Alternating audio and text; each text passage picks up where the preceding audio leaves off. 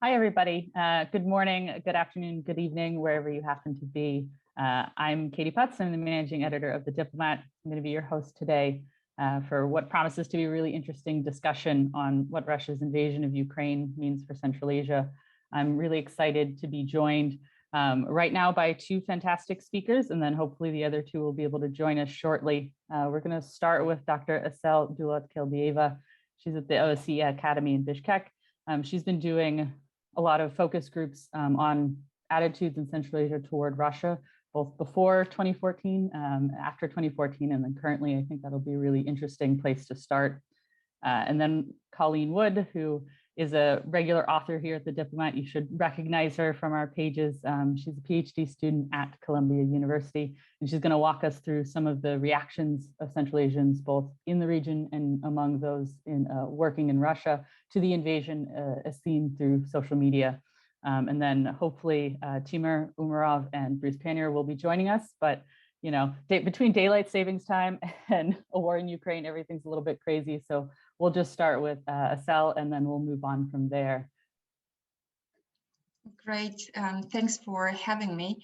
It's a very important topic, so I'm glad to share some findings from my previous studies. So as we know, the previous surveys have been showing that Central Asian regimes and societies have been predominantly pro-Russian. So it shouldn't come as a surprise to see so much pro-Putin support in this round of Russian aggression against Ukraine.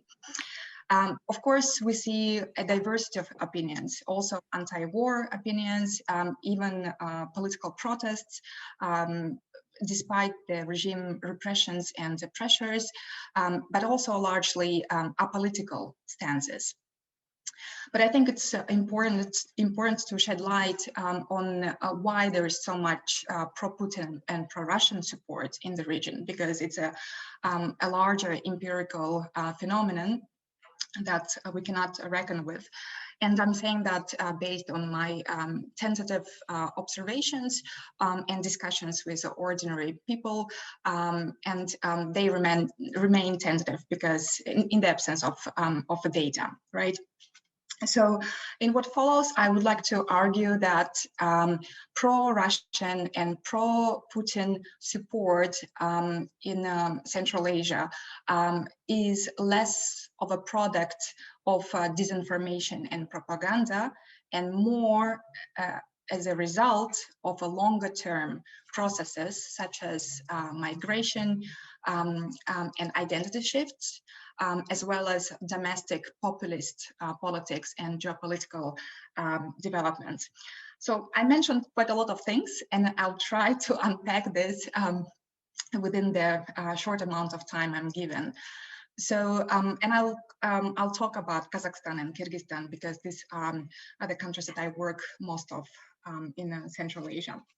So in a Central Asian Barometer survey conducted between 2017 and 2019, we know that very favorable and somewhat favorable opinions of Russia are the highest in Kyrgyzstan among other Central Asian states, and they amount to 93%.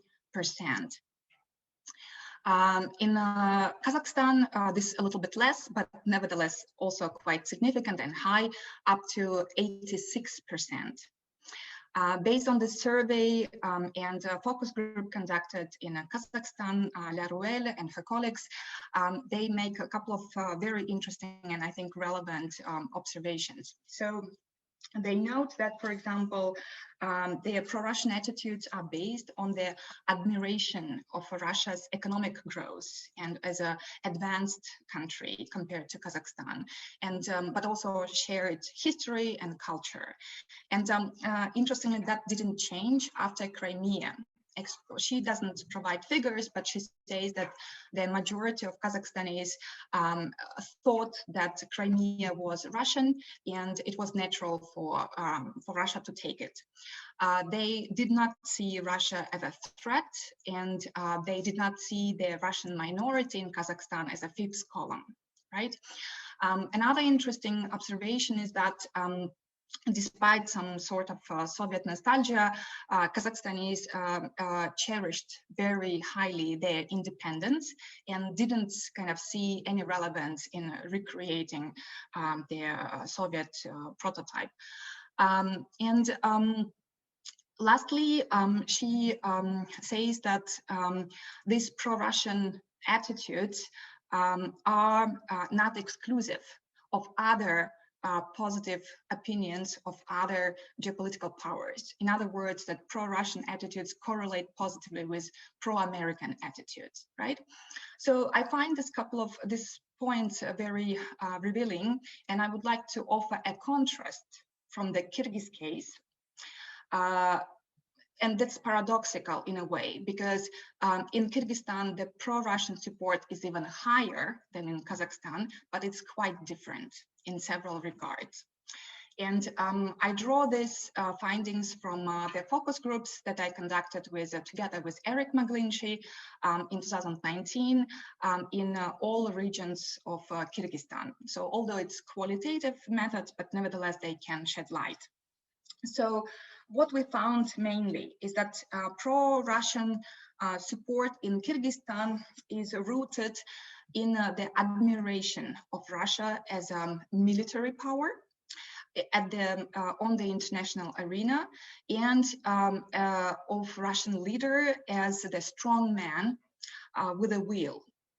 And that kind of observation, that belief is often contrasted to the lack of will in the domestic leadership. Yeah, so one could say that actually that pro-Russian position, pro-Putin position is in a way anti-domestic leadership, because people very much criticize the local government, the domestic leadership, and bring the example of the strong man in Russia. The second point is that the Kyrgyzstani citizens highlight indeed the economic growth in Russia, and migrants who travel really in all regions of Russia are able to witness with their own eyes their welfare programs, especially those who have citizenship, the double citizenship. And they bring up their various welfare programs, starting from pensions to the maternity capital and other, and again, compare that to the lack of welfare in Kyrgyzstan.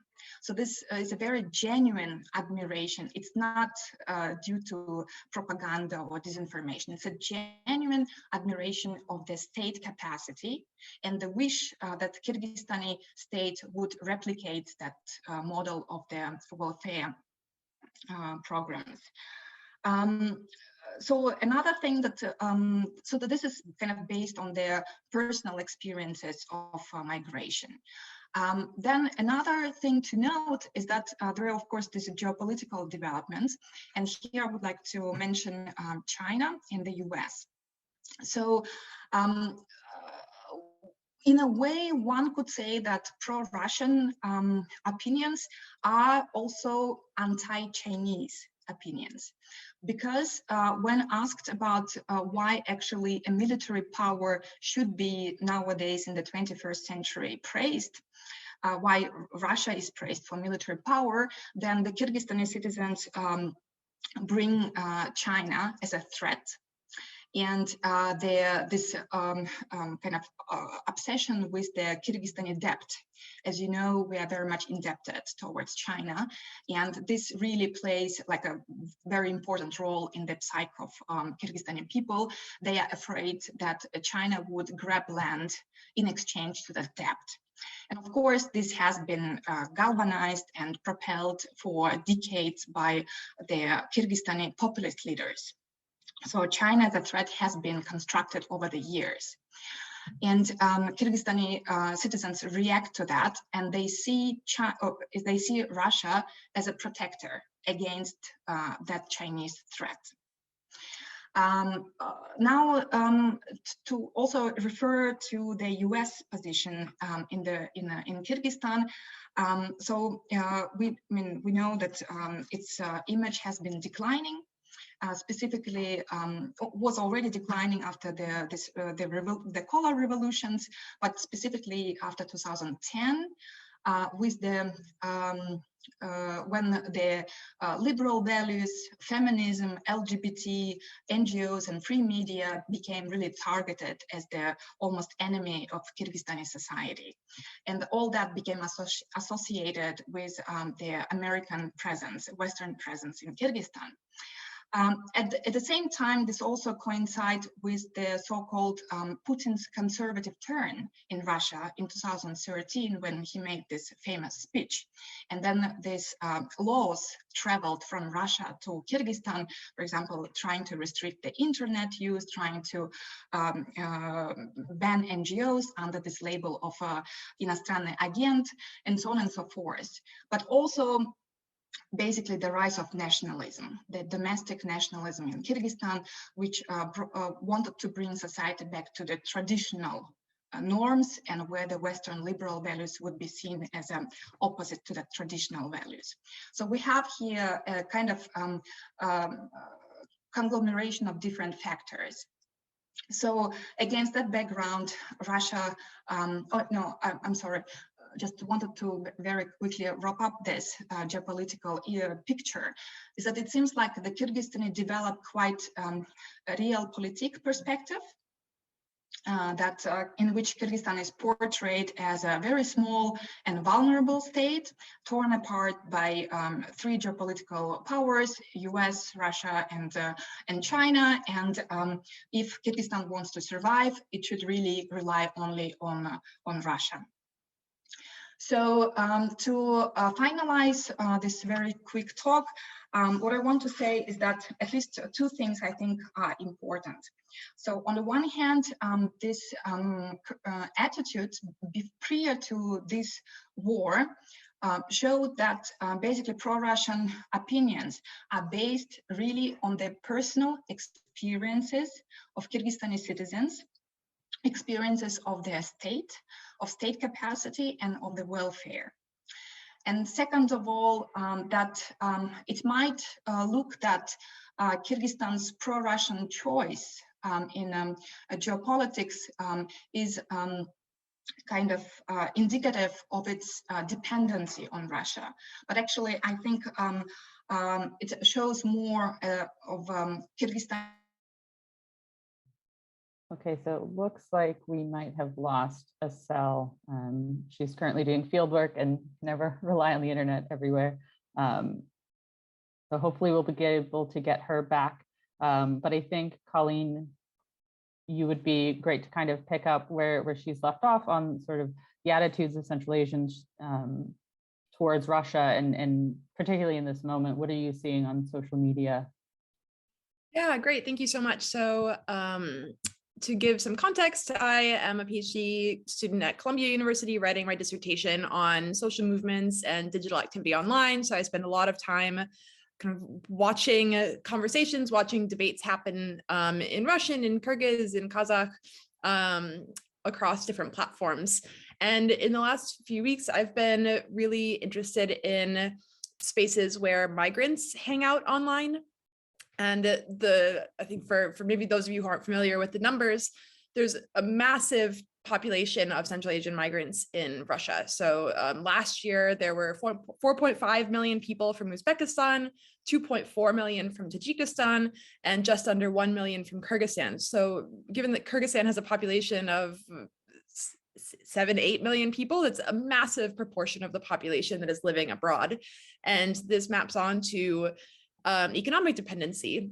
So remittances from Russia account for some 30% of Tajikistan's gross domestic product and just under 30% of Kyrgyzstan. So there's really massive flows of money and flows of people going between the region and Russia.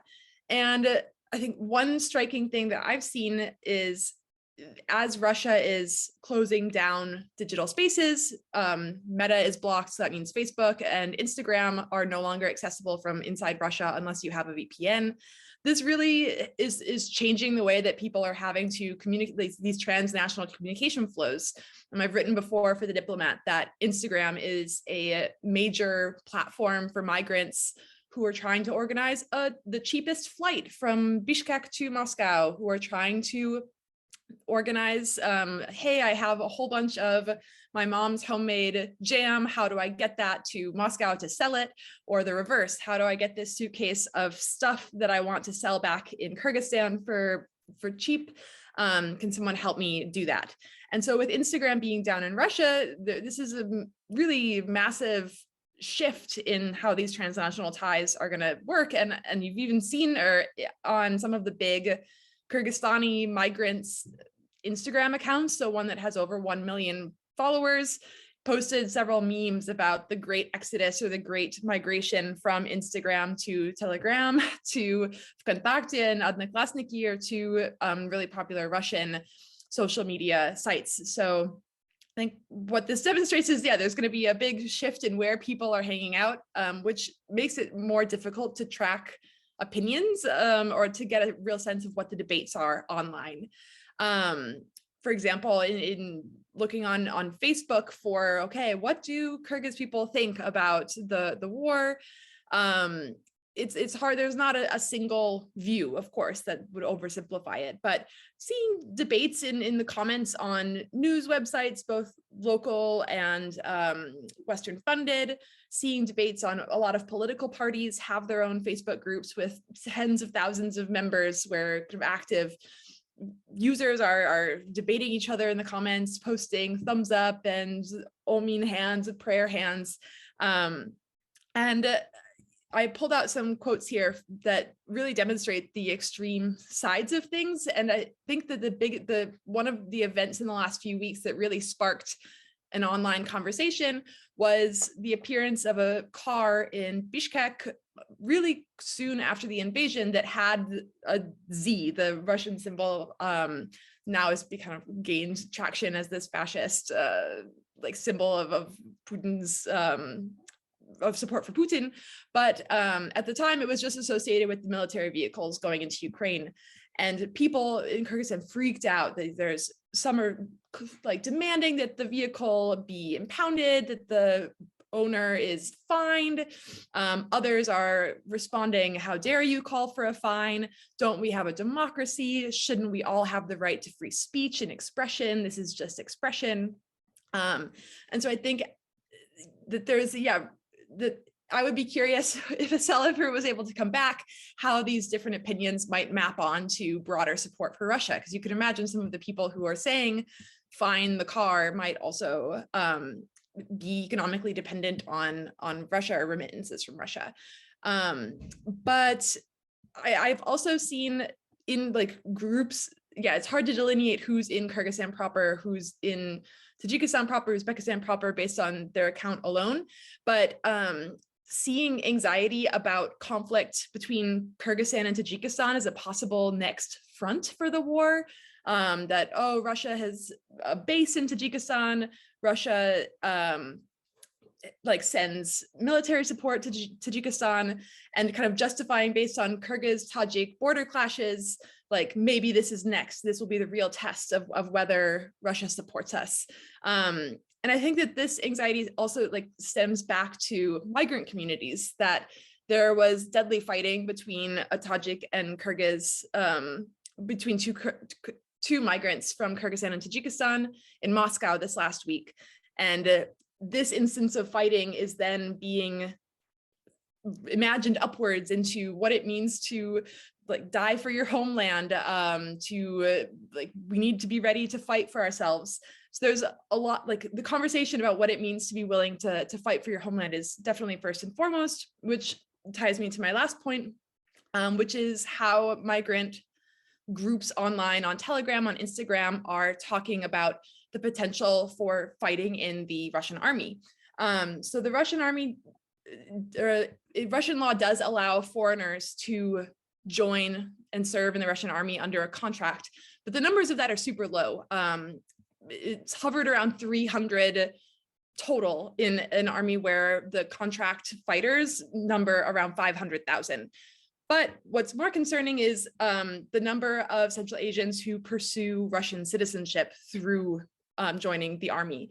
And Putin in late December 2021 proposed shrinking the amount of time that you need to serve in the army in order to get citizenship from 1 year to just 3 months. And we're seeing in these Twitter and these Telegram groups a lot of back and forth about whether it makes sense to do this. A Russian passport is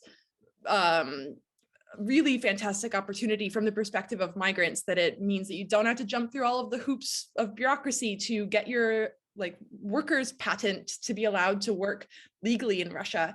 And what's difficult though is that the Russian government data doesn't delineate who citizenship by prior citizenship. So it's really hard to get numbers on exactly how many people are gaining citizenship. But in 2020 alone, almost 70,000 Tajiks gained a Russian passport, 12,000 Kyrgyz gained a passport, 44,000 Kazakhs, and 23,000 Uzbeks. So this is a sizable number compared to the overall number of migrants. But I think what's striking is whether people think that this is a good idea. So one, Bahrom Ismailov, who's the founder of the Uzi migrant employment listing sites. This is where Uzbek migrants find job opportunities for them to move to Moscow, to move to Russia. And the director posted a YouTube video explaining the benefits of joining the Russian military being a quick path to citizenship. And this will make it easier for our migrants to make money and to build up Uzbekistan and to improve our economy.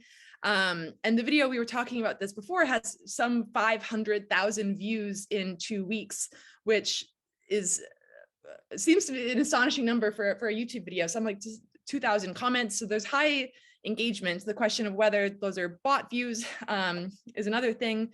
But this video got picked up and was then put on an Uzbek Telegram channel for migrants, in which people are saying, watch this video, but don't do it. Uzbeks need to go back to Uzbekistan. You need to leave Russia. There are tents, recruitment tents in the subway that are trying to encourage our people to take up another passport and fight in a foreign military, come back to Uzbekistan. So even here, there's massive debates happening online and trying to track them as they're moving across platforms as a result of Russia really shutting down access to Western platforms. Means that these conversations, I think, are becoming increasingly siloed, which makes it difficult to get a sense of overall public opinion. But I hope that I've painted a fair, accurate picture, given that it is a wide task. And I look forward to hearing Timur and Bruce's presentations and then answering any questions that you have. Thanks so much, Colleen. It looks like we have Timur and Bruce on the line now. So I say we can move on to Timur if you're ready to talk a little bit about sort of, Asel and Colleen have gone through sort of what the public reactions have been and sort of public mood and sentiment toward Russia. If you could sort of walk us through what some of the government responses have been and maybe a little bit on the economic piece. Also happy to hear your thoughts on sort of how China factors into this, is sort of that triangulation in Central Asia between Russia, China, and the region. But thanks so much. Thank you very much for having me, and sorry for being late. I messed up all of this time change stuff. So yeah, that's what's happening in Ukraine is so devastating, and it's such a big shift and change, and maybe I'm being kind of over dramatic, but I think for Central Asia, it's going to be one of the most, crucial crises that we as a region are going to face. And it will spread across all spheres of the lives of people here. So this is something really unprecedented happening, and that is why thank you for organizing this event so we can discuss what we see. If we turn to official statements of Central Asian countries upon this crisis, of course, there were no expectations to from at the very beginning. We didn't as observers or as just people who follow the news, we know that Central Asia is very dependent on Russia, and for many years there hasn't been any criticism from Central Asia officially to Russia's actions in other parts of the world. But this time is a little bit different. Of course, it's unprecedented situation. Yeah, Russia just starts a war in 21st century. That is why we saw, no support from Central Asia, that's for sure. Of course, Russian propaganda and Russian official state-related media want to portray some of the calls that have been happening between Central Asian leaders. For example, Kyrgyzstan President Sadir Japarov had a phone call with Vladimir Putin on the second day of so-called special operation, and state media after the call said that Japarov is supporting Russia's actions in Ukraine and understands Russia's concerns and stuff like that. But if we compare what was published on the official Sadir Japarov presidential website, we would see nothing like that. There was just exchange of views about current events in Ukraine, and no word of support was mentioned there. At the same time, Sadir Japarov published on his Instagram a post, and I do believe that he himself manages his social media because he's well known about how actually he became a president because of his very smart social media policy, I would say. And in his Instagram post, he said that war is not an instrument to solve problems, and that he wants to peace happen very quickly. So it doesn't correlate with what Russian RIA Novosti published after the phone call. And actually, this is not the first time when Russian state media try to, show the news as kind of wishful thinking, but not as a reality. So this is not a surprise. But other than that, we saw how other Central Asian leaders, Shavkat Mirziyoyev of Uzbekistan, Kassym-Jomart Tokayev of Kazakhstan, keeping contact with Vladimir Putin, but saying no support. The only thing that we hear is so-called understanding of Russia's actions, which is a very neutral position. At the same time, President Mirziyoyev's press secretary officially point out and highlighted that Uzbekistan is not taking any sides and taking a neutral position here. And at the same time, in Kazakhstan, we saw how President Tokayev called to Zelensky, and Kazakhstan officially said that it wants to be if it's possible, a middle person between Russia and Ukraine, and wants both sides to start negotiating as soon as possible. So. And we heard nothing from Tajikistan and Turkmenistan, which is also, I think, it's maybe the only official statement that they can make, considering how Russia is important in their foreign policy, and at the same time how they cannot show support for Ukraine. But to put it logically, every Central Asian country, I think, sympathizes to Ukraine right now, because this is just unimaginable. And when Vladimir Putin announced the start of this war, special operation, as he calls it, he was talking about that Ukraine isn't a real country, and in his view that that this is just a Russian project, and in the place of Central Asian countries, they might find very dangerous, because the same thing could be said. If Putin says these things about Ukraine, why cannot he think the same about Central Asian countries? And we all know that the borders in Central Asia were also created in 20th century. And if Russia thinks that Ukraine was not a country, why wouldn't it think the same about Central Asia? And it's really difficult at this point to kind of rationalize or even try to understand the logic behind the actions of Moscow, and that is why it's very risky situation. And I think that at this point, Central Asia is trying to make sense out of Moscow's foreign policy and understand what are the future steps might be.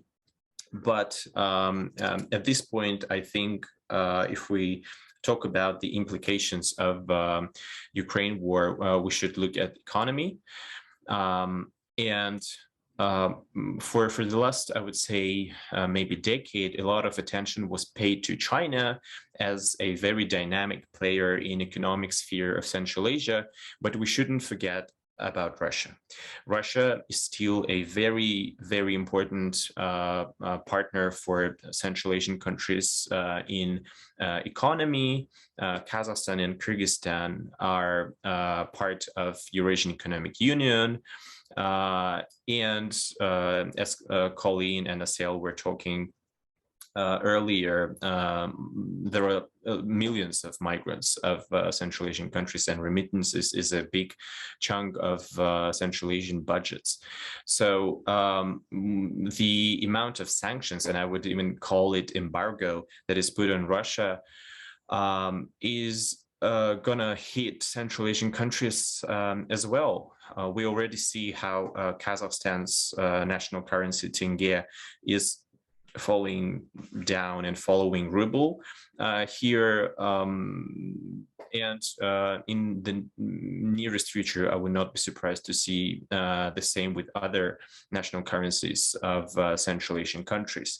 But apart from that, we also should understand that logistically, Central Asia was connected with Russia, and many just basic products that Central Asia imported from other countries were imported via Russian territory, Russian railways, Russian seaports, and stuff like that. And the moment sanctions are put in action, it will be difficult for Central Asia to reshuffle how they, those routes that they used to import stuff.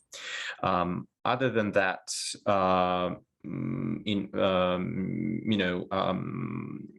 other spheres like in importing technology or machinery, this will also be a difficult for Central Asian countries, because what Russia produced was not 100% made in Russia. So the resources that Russia used for its industry are in 80 or 90% are imported from Western countries.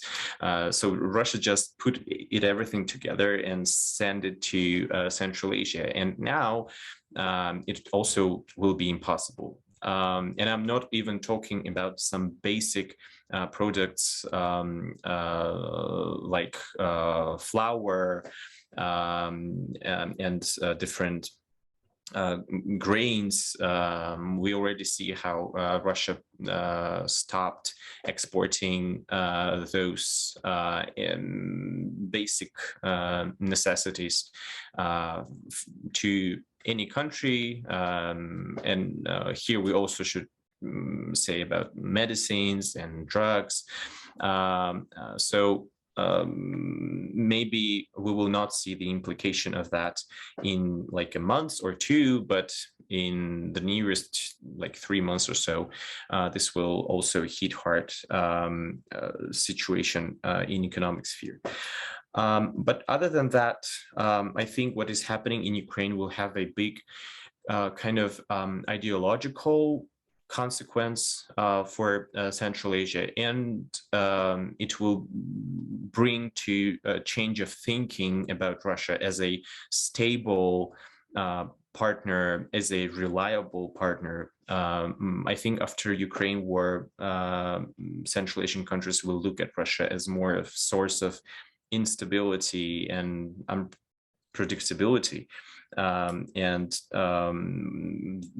would not be surprised if Central Asian countries would want to remove Russia from this balanced network that they have to other countries. And here, of course, number one country that comes to mind is China, because China is there. China has a big border. China is interested in growing its own influence in Central Asia. And China has resources for that. But we also shouldn't forget about other countries who are present in Central Asia and are, willing to take a bigger part in this balance of powers. And here we can talk about many countries like Japan, South Korea, Turkey, India, Pakistan, European countries, and countries from the Middle East. So if we think about some kind of prognosis, I would say that what Russia is doing and the consequences of Russia's actions will bring to, will just make the Central Asia drive away faster from Russia and try to tie closer relations with other countries than Russia. Thank you so much for that, Timur.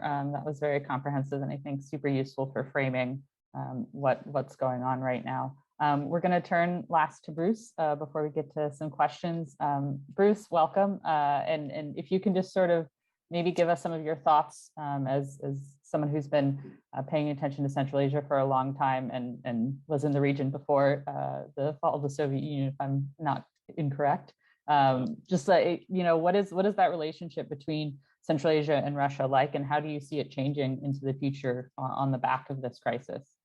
Okay, great. And first, let me thank the diplomat and thank you, Catherine, for inviting me to be on this. I apologize for being late. They started doing construction right outside my house less than an hour before we were supposed to go on. So if you hear a bunch of banging, it's the construction. If the roof falls in, my presentation is over at that point. Noted. So, it's kind of weird. We're traveling down like very familiar territory in some ways with what's happening between Central Asia and Russia, or how the relationship with Russia is really affecting Central Asia in a bad way. Worse this time, but in 2014, when the Kremlin first sponsored the separatist regions in eastern Ukraine, there was Western sanctions, and some of this was already happening. And I would point, and pick up on some of Timur's comments about some of the ties that they have that are trade ties that don't directly involve Russia. But when the Turkish warplane downed the Russian plane over Syria in late 2015, Russia closed its borders to Turkish goods, which was a disaster for Central Asia. How do you get these things through all of a sudden? The route was across the Black Sea and into Russia and then over into Central Asia. So they've seen this before. I mean, they should have had a lot of time to prepare for it. I would hope that this would be a catalyst for them to actually move and start opening up as many other trade routes as possible. You know, and I'll just throw in there that this might be like when the price of oil goes up and everyone says what we need is green energy. It's a great idea until the price of oil goes down and then everyone forgets about it. So, you know, we hope that Central Asia will, what's happening now will stick in the minds of Central Asian governments and people, and they'll realize they really got to keep moving, even if for somehow tensions ease and we start getting back to something like normal in the future. Because Central Asians have been reminded of this, like I said, a couple times already. It's always been a difficult relationship. Sure, you know, Timur mentioned that almost really all the infrastructure that links Central Asia to the outside world went through Russia when the Soviet Union fell apart. So that was it. Now they got, you know, it was a big deal, and I understood at the time when they started to open up routes with China, because all of a sudden now, not everything had to go through Russia. They could ship stuff east through China. That ended up being a repeat of the same situation that they have with Russia, more or less, right? It's one big country that has to carry their goods, and they end up being indebted to them for a number of reasons. And so it's not the optimal situation for the Central Asian governments. I mean, they can trade east or west. I would suggest that, and we've seen this already developing, is that they're really going to try to push for southern routes for one. You know, they've been amazing in how much they're willing to ignore the Taliban government in Afghanistan just on the possibility that they can get some of these big projects through, specifically roads and the railway that Uzbekistan is planning with Pakistan, because this will open up a whole new north-south trade network that will somewhat alleviate their dependence on these east and west routes that they have at the moment. So I would imagine that the Taliban would have to mess up real seriously before the Central Asian governments would criticize them.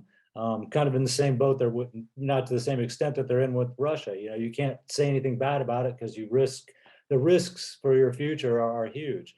But so I would imagine that would be one of the things that they'll be focusing on to the best of their abilities. You know, and of course, if the Iranian situation, the U.S. is already indicating that maybe it'll ease some of this sanctions and kind of warm ties a little bit with Tehran, which are about as cold as they can be, I suppose, right now. But you know, if that were to happen, then of course this opens up another possibility for a north-south trade route. I mean, it's there, but it's complicated, you know, and it always has been since the Central Asians became independent. So, you know, in a perfect world, stability in Afghanistan and better relations between Iran and the U.S. open up this southern corridor that they need. Another thing, and I know a lot of people have been mentioning this too, is that, you know, this organization of Turkish states that started, you know, this has long been a dream of Central Asia anyway, is to be able to have better ties with Turkey and closer ties with Turkey as much as possible.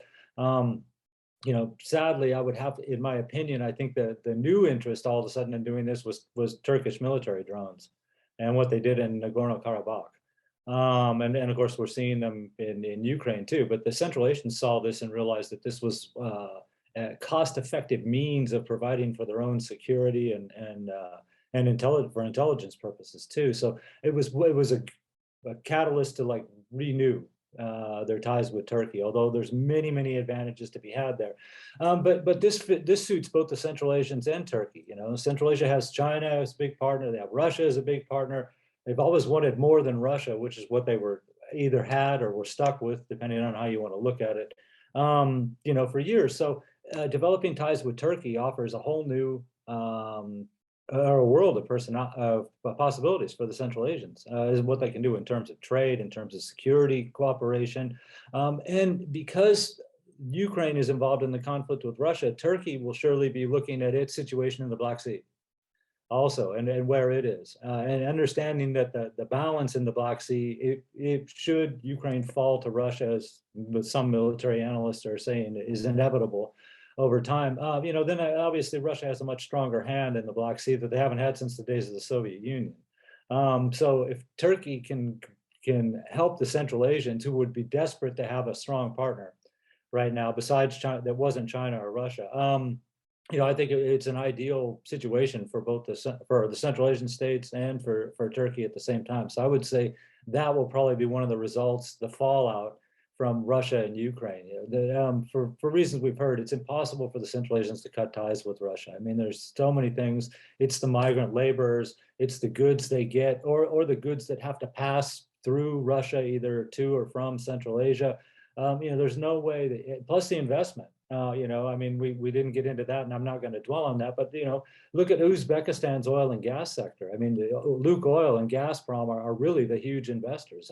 That's why they're going to suffer from this too. But how do you cut ties with companies like that when they're hurting for gas? They admit they're telling their population they're going to get more energy. Bad time to cut ties with your two biggest investors in exploration and development out there. So. They can't cut ties, with Russia. But after all the problems they've had just in recent years, I got to think that they're going to be pressing for other routes. And really, the only other route, let's face it, is south at the moment. You can use the Caucasus across the Caspian Sea, but it's through the mountains. It has limited potential, which they haven't reached. I would say that, but still. The possibilities for road and railway network through that are not great. So you need another route that's a little bit easier to ship goods, and that would be the southern route. And I would imagine that would be that's got to be one of their focuses right now. One of their main goals is to open up a trade route that, like I said, doesn't involve China or Russia. And I'll leave it there. So thank you very much. Thank you so much, Bruce. So we've got a couple more minutes. We'll dive into some of the questions that have come through. I think a good place to start, and this is a question that I also had that has been submitted, as we look at sort of the Russian invasion and the sanctions and the sort of inevitable domestic economic crises, particularly in Kazakhstan and Kyrgyzstan, but I also think in the rest of the region, the economic implications of all of this are pretty serious. What do we think that sort of impact on domestic political environments? When we've seen protests in Kyrgyzstan in the past, for example, and in Kazakhstan, even in January, some of the grievances that come out and are socioeconomic, people's experience of welfare in the state and not getting what they want from their governments and sort of feeling the hit of that. How do we think sort of the Russian problem is going to or not sort of trigger those kinds of protests, and maybe how is that going to influence the sort of interesting political environment in the region? Anybody have immediate thoughts? I'll start calling on the class. Timur, you want to start, and then we'll go to Colleen? Yeah, sure. I want to talk about Uzbekistan. Let's imagine what happens, for example, as we all said, migration crisis would be number one to hit hard Central Asian countries. And here, look at Uzbekistan. 4.5 million people, most of them are young male, and imagine them coming back to Uzbekistan, having no place to work, having many of them having families which will, suffer from lack of finances. It will create such a unprecedented and very unpredictable situation that the government would have to cope with. If we rewind time and remember, we had pandemic, which now seems not so dangerous. During the pandemic, many migrants were also stuck in Uzbekistan, and we didn't see it, as a big crisis, and we didn't see like protests in Uzbekistan or stuff like that. But we saw that, for example, during the pandemic, the case with Bazarov, a blogger and supporter of LGBT rights in Uzbekistan, this whole scandal around him happened, where many young radical people were mad about Bazarov's activity in social media and just went to the main square of Tashkent and had some kind of a protest that was kind of anti-LGBT. So this was something that was unimaginable in Uzbekistan, especially in the center of a city near the parliament.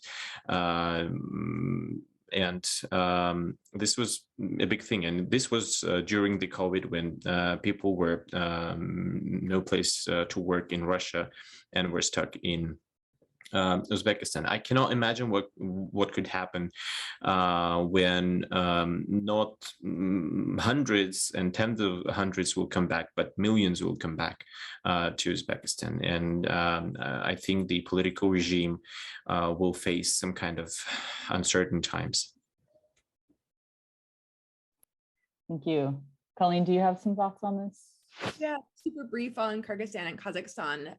The question is totally right that in the past, socioeconomic grievances have been a kind of flashpoint for mass mobilization. But I think that for example, in Kyrgyzstan, the price of beans and electricity were a cause of the 2010 revolution. In Kazakhstan in January, it was the government removing subsidies on the price of oil that sparked the first protests that ended up spreading. But I think what's different about potential socioeconomic challenges coming to Central Asia through trickle effects is that it's hard to point the blame on domestic leaders.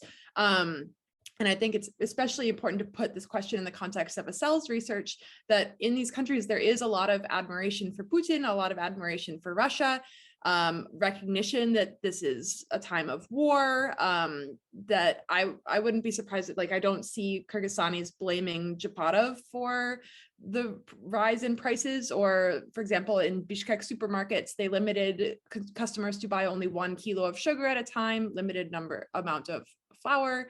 That it's hard to point the blame to domestic politicians for that. So in terms of where that frustration would be going, there's a question there. And the question also included, does it make sense for Kazakhstan to organize parliamentary elections? It's a hard no, because the fact that there's this frustration isn't directed at domestic leaders, it means don't bring up an opportunity for people to be frustrated with domestic political structures. So I think the challenges could come in a few months, as Russia just announced that they're banning the export of wheat, rye, barley, corn until late August, specifically for the Eurasian Economic Union countries, which could have pretty massive effects for the availability of food and agricultural trade to Central Asian countries. So maybe frustration over, okay, we need to diversify our political allies, our trading partners, but it's hard to see that kind of more abstract frustration turn into mass mobilization. Very good point. Thank you so much, Colleen. Asel is on the phone, I believe. I have a question for you, Asel, and then I think we can wrap this up. And maybe Colleen also, if pro-Russian attitudes in Central Asia have been sort of rooted in an admiration for economic growth in Russia and sort of this perceived military might, how do you see that maybe changing? And I know I'm asking you to predict future things, but how do you see, or do you see that potentially impacting, if the Russian economy crashes as a result of sanctions, if the Russian military might is kind of exposed as maybe a little bit more hollow than it had been purported to be, how is that going to affect how Central Asians view Russia and sort of their larger attitudes, or is it still sort of based on an idealized version? Yeah, thank you for the question. And I'm sorry I don't have the video because I'm trying to keep the connection on. So I think it's a complex issue, right? On the one hand, I don't think that the Kyrgyzstanese or Tajik or Uzbek migrants who've been benefiting from the Russian state and the different welfare programs would blame the Russian leadership for that failure. they would accuse the West. They would accuse America and the West for instilling all this crisis upon Russia. So in a way, I think they would sympathize with Russia as it's not only going to be migrants suffering, but the entire Russian society suffering together. So that's the first kind of tentative answer to your question. I do think that the fall in remittances will indeed cause a problem, and I agree with my colleagues here. The World Bank already expecting the fall of remittances by 33% for Kyrgyzstan and 22% for Tajikistan. And there are already talks going on in Kyrgyzstan that we should be diversifying migration routes and not only kind of being dependent on Russia, because indeed, if you compare the Tajik migration routes, they are much more diversified than the Kyrgyz ones, right? And therefore, the fall in remittances for Tajikistan lesser than for Kyrgyzstan. But on the other hand, I also think that for domestic leadership outside of this socioeconomic grievances, which might be real and very critical, I think it doesn't pose a political problem, because I think on the contrary, for example, in case of Kazakhstan, I know that some ethnic minorities, the Russian minority in Kazakhstan, are probably very much afraid currently of what all this might mean for their own status quo, right? And this is a topic that has been raised by Kazakhstani nationalists, by leaders in Kazakhstan. And I'm pretty sure that part of the population in Kazakhstan will, on the contrary, react to this war by closing the ranks around the establishment, because the current president is viewed as somebody who is not nationalist, and on the contrary, for the diversity, for the ethnic multinational Kazakhstan. And that is very much probably will be appreciated in times of such a crisis.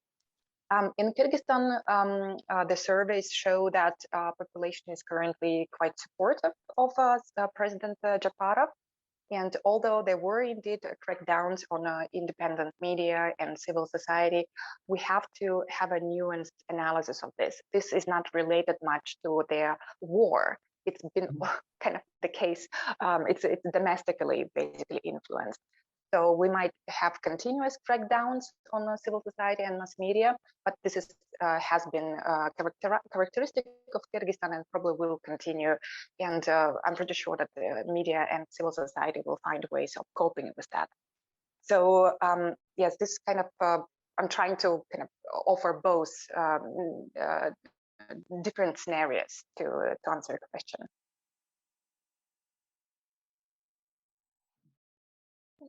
I'm so sorry, my internet connection is unstable. Well, I think that kind of sums up what the world is like these days, pretty unstable. I want to say thank you very much for everyone bearing with us. We will share this recording, and there's many conversations to be had in the future about this, and I look forward to continuing to work with all of you as we try to figure out what's going on and how we should understand it. But thank you so much to all of our speakers. I really appreciate you joining us today, and for everyone in the audience, thank you so much. Thank you. Thank you. Take care. Thank you.